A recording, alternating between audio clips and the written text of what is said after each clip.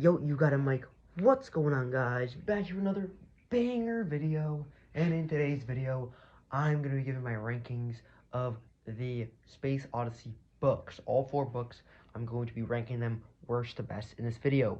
But before I get into that, make sure to like, subscribe, comment, share, and turn on that notification bell so you never miss one of my fire uploads. With all that yapping out of the way, let's get right into the video. Alright. Coming in the number 4 spot as the worst Space Odyssey book is 3001, The Final Odyssey. This is the final book in the series, and safe to say, it was a letdown. You have all 4 books, or all 3 books, leading up to this, and what happens, they sick a virus on the monoliths, and it just disappears. There's no, battle, climax, nothing.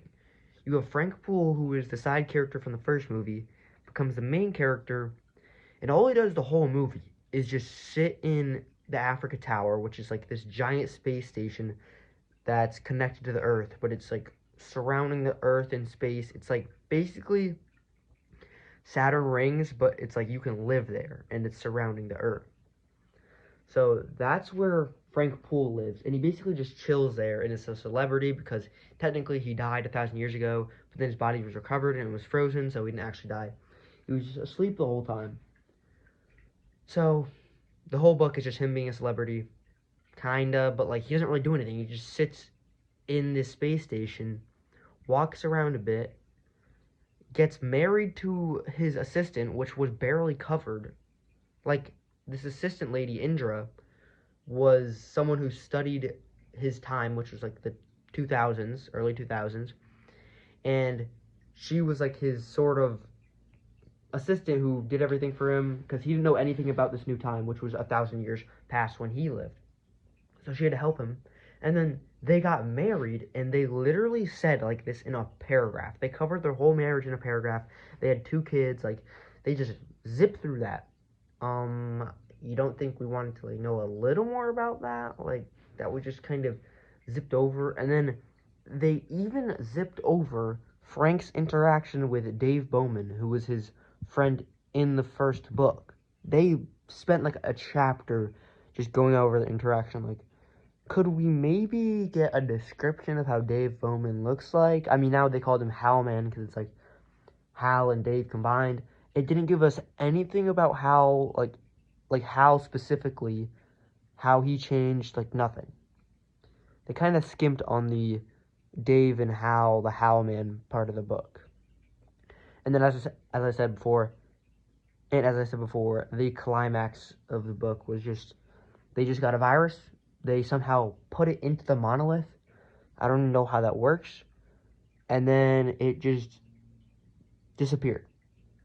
Just disappeared. The one on Earth, the one on the moon, the one on Europa, they just all disappeared. And there was no climax with the Europans. There was absolutely nothing. Yeah, very let down. Alright, coming in at number 3, we have 2010 Space Odyssey 2. Now, this book on the cover says a worthy successor of the first Space Odyssey book. Let me just tell you, that is the biggest load of bullcrap ever. It does not compare to the first book, bro. The first book is an absolute science fiction masterpiece. The second book is, it's not even the same genre, I would say. The first book was about the psychological effect you can have of being alone in space, and about traveling the universe. Just observing different planets and stars and systems and whatnot. Stuff like that. The second book is about Haywood Floyd, who's just a scientist, and then he goes to recover Discovery from the first book. But on his ship, there's a crew of about 10 people, and this new ship is called Leonov, and it's a Russian space shuttle.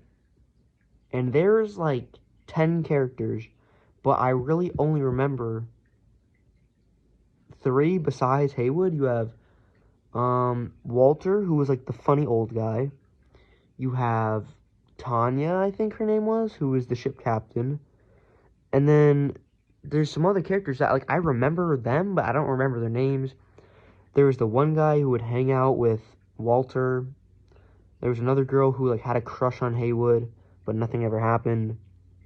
And then there was that one girl who was, like, really tall and intimidating.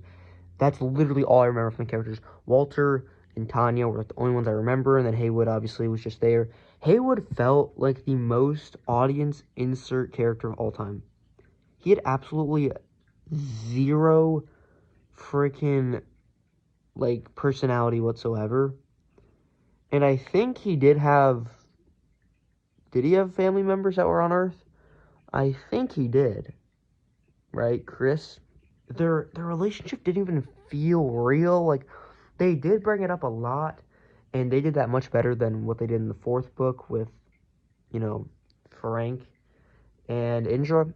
They covered Haywood and his wife's relationship much better.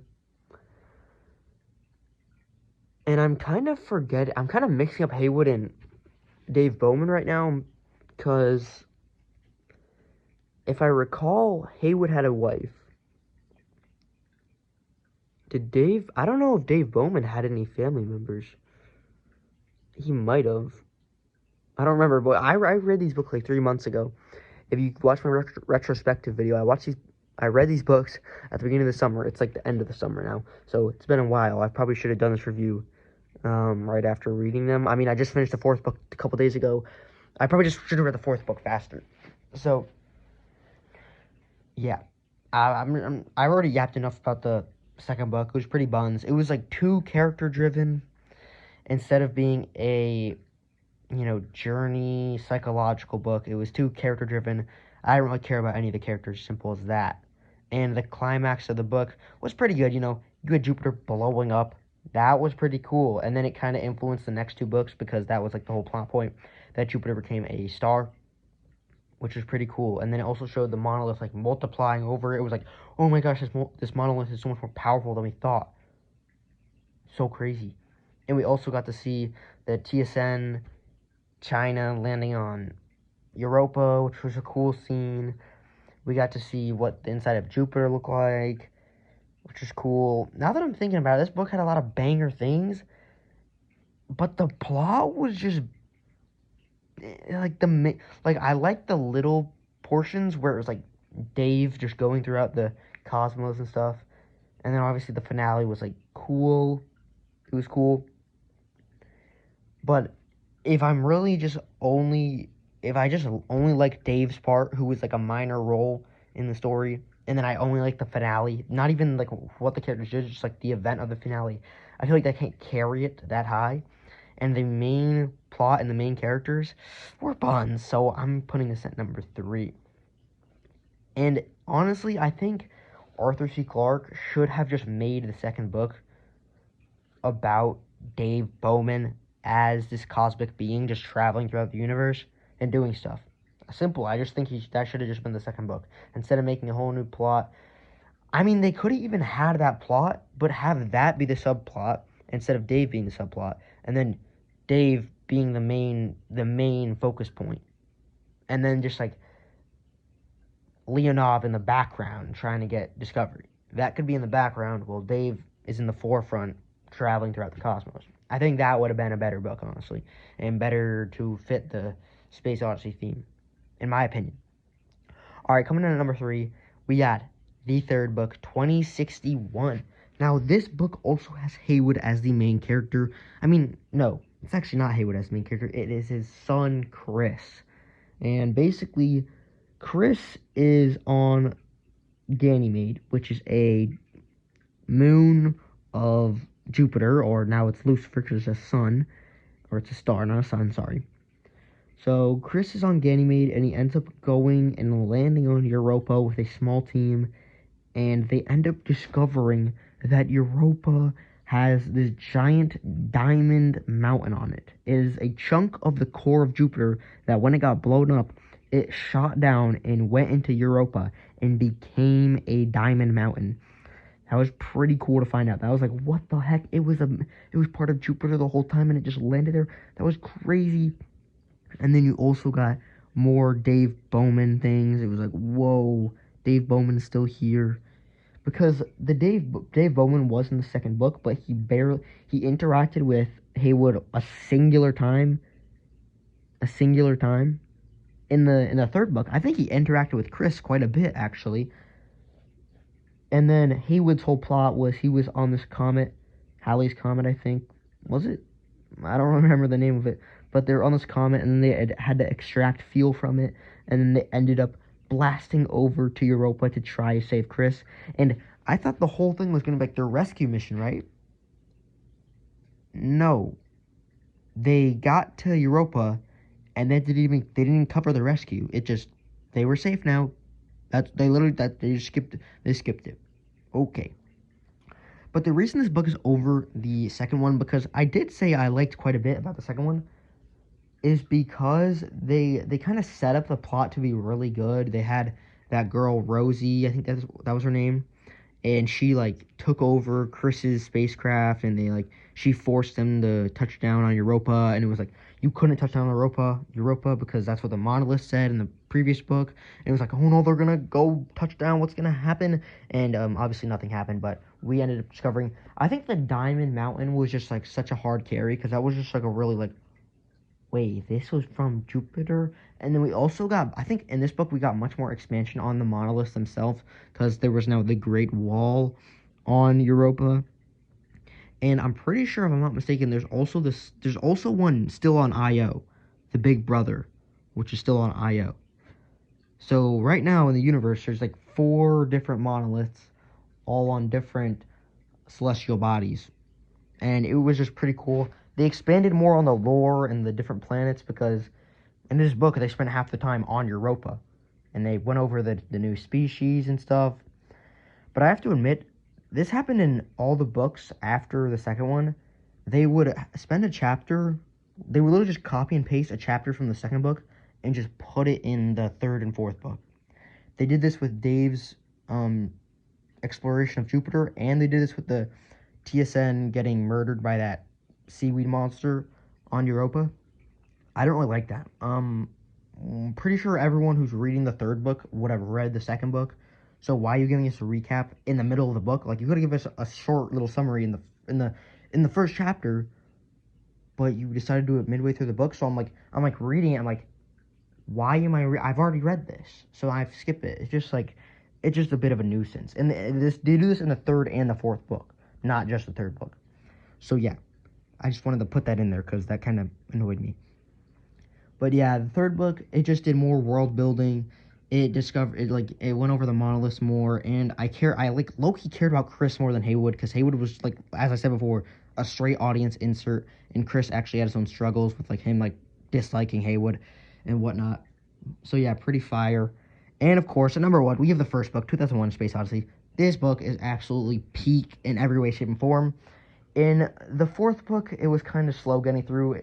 Same with the second book. They were kind of slow to get through. The first book was absolutely peak. Like, not once in the book did I feel like, oh my gosh, this is so boring, I want to stop reading. Like, I mean, obviously, I didn't just read it all in one sitting, but, like, it was never boring enough to where I was like, I don't want to read today, because back when I was reading it, I had a 50-page daily thing. Now I do 25, because 50 pages is a little burnout, that's a little OD. So, I would read 50 pages a day, and I think reading those 50 pages was, like, low-key fun, because 2001 was just so friggin' peak, bro.